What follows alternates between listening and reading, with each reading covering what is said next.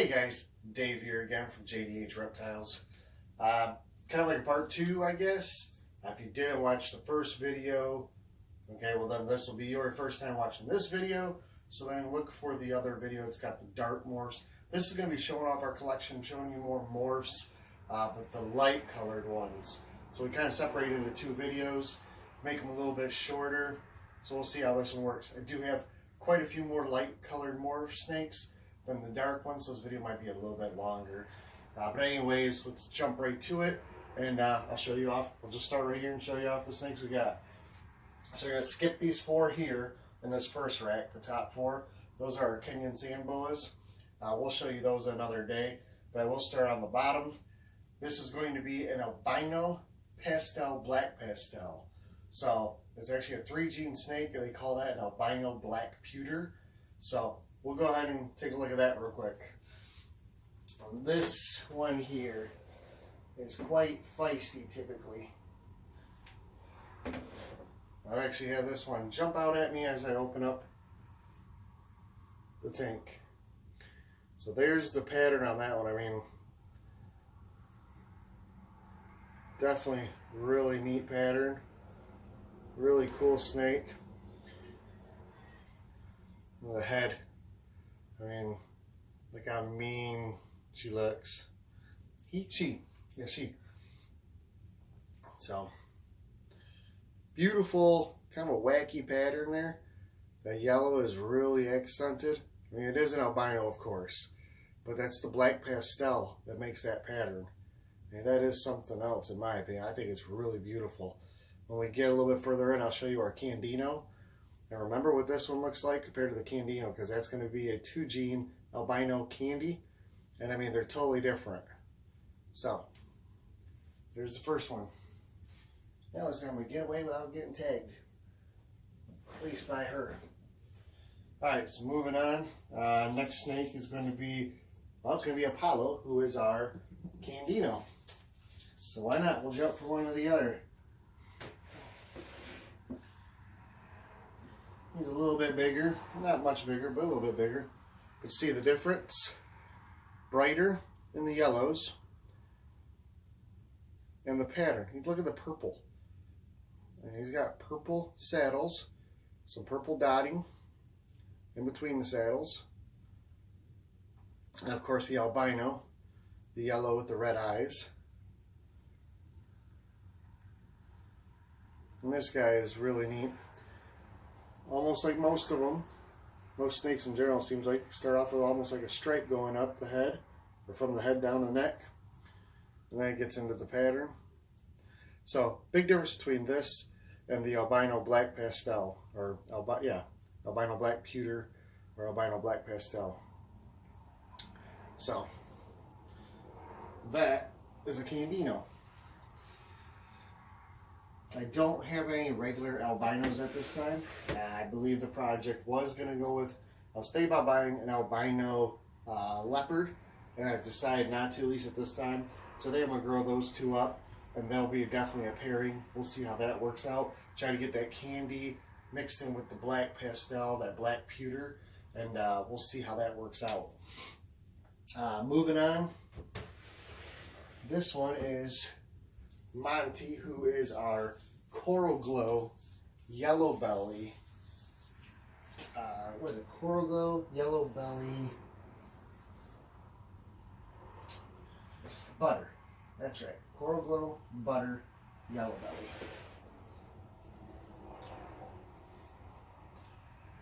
Just a beautiful snake here. Nice color.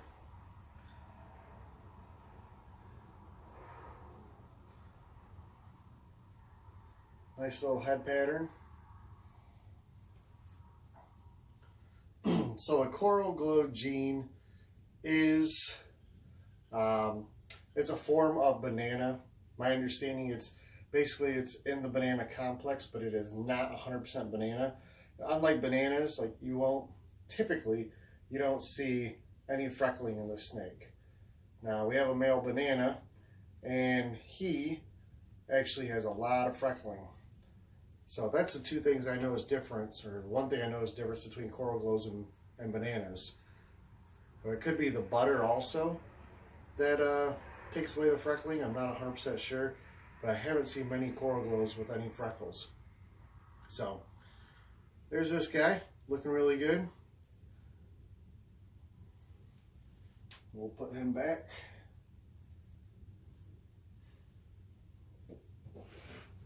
All right, next in line. I already did that one. Oh, why not? Let's show you our pied. This is a male pied. Just a little boy. Oh, not that one.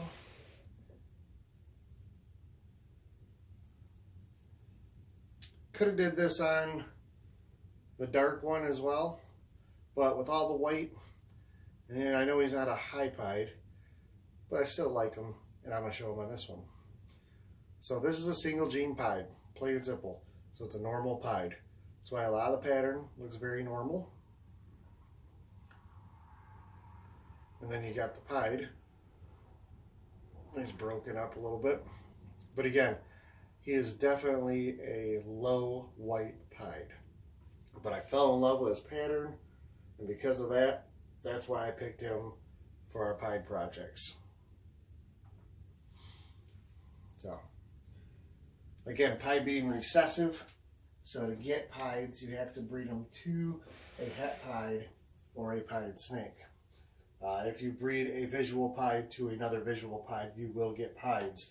If you breed to 100% heterozygous pied, then you have like a 50% chance roughly of getting pied snakes. Like for instance with our female, who is a normal 100% heterozygous, roughly 50% of those eggs will be pied, the other 50% will be normals. Again, obviously the odds can play anyway. You could have 8 eggs and all of them be normal, all of them be pied, you know, 1 be pied. It just, however it plays out that time. Moving on from there, I showed him last time. There. Actually, I think I'm getting down to the last couple here. So, we will go with one of our males who is in shed. It's almost completely out, actually. He's got a couple pieces left on his head. But this is Leonidas. He is a Killer Blast, which is a super pastel pin.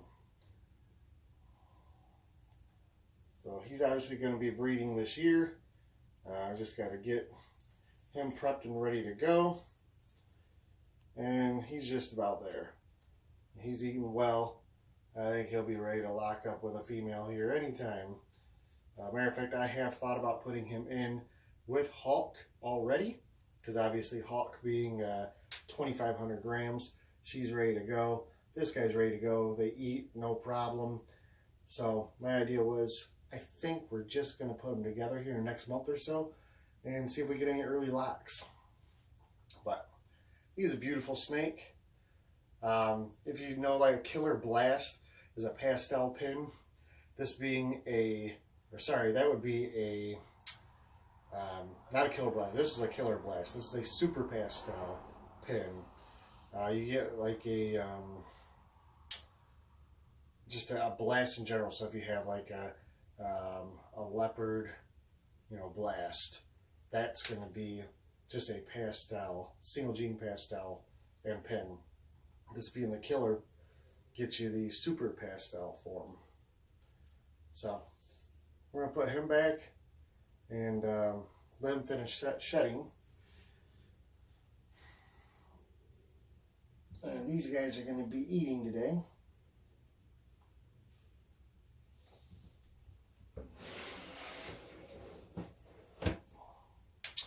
And I do believe,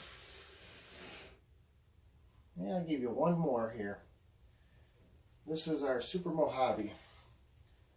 So, this is Bianco. She's a Super Mojave, and as you can see, she does have a wobble issue. Pretty bad, actually. I have used the black light on her, and she does have some undertone of pattern on her. I don't know if that means that she's got spider in her. It's definitely possible, but You would think so by her wobble.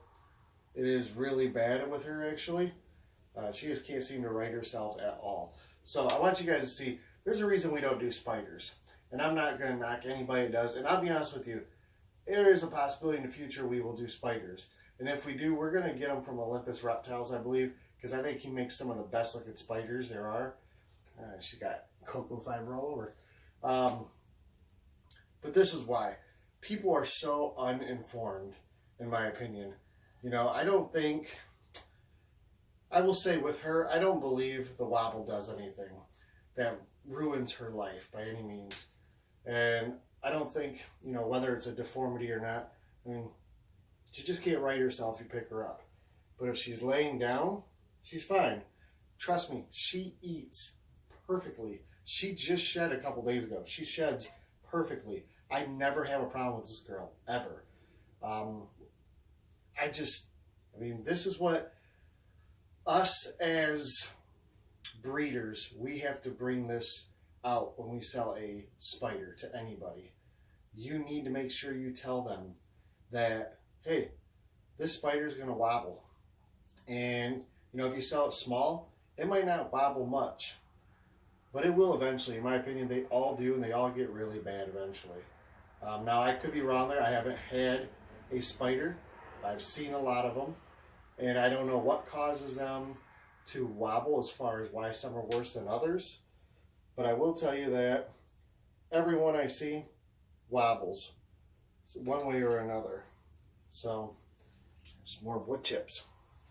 So, with that being said, if you're producing spiders or going to produce spiders, please make sure that people buying your snakes know. I mean, as I said, I don't know if she's a spider. She definitely acts like a spider. But I will say that this is a bad wobble. I mean, look at her. She's upside down, literally. That's just what she does. So, but a beautiful snake. Super Mojave right here. So this is super form of the Mojave snake. You can get the white, this is the blue-eyed Lucy, you can get as well with, I believe, butters and lessers, or pastels and lessers. The super form is a white snake. I don't remember if they're all blue eyes, it might be a black eye. But, yep, that's her. Like I said, she's a good snake, don't get me wrong. And she's definitely an active eater, and she loves to be held, she loves to come out. Just, she's a little wonky. So, we'll put her back. It'll take her a second to figure herself out. And then she'll be good. So, that's it for our light colored snakes. I will do another snake video showcasing the Kenyan sand boas at another time, but I know you guys are really interested in the ball pythons, so that's why I did that. Like I said, we do have a banana. It's currently in quarantine. We have our pet ball python, which I'm going to show you one of these days. We received it as kind of like a rescue. It was a normal, or it is a normal. However, looking at it now, I'm starting to wonder maybe it's a hypo. It's had a couple sheds. It's finally healthy and hungry and eating. I'd really like to get your opinion on that, so I'm going to show you that. One of these days I'll get a video of him, and you guys can let me know what you think. If it's just a regular, you know, really muted, kind of, I don't know, he's kind of like a tannish color in his coloration. Instead of being like, you know, the dark brown and black like a normal is, he's really, like I said, like a hypo, like a ghost. So we'll take a look at him later, and you guys give me an idea. But as for today, that's that.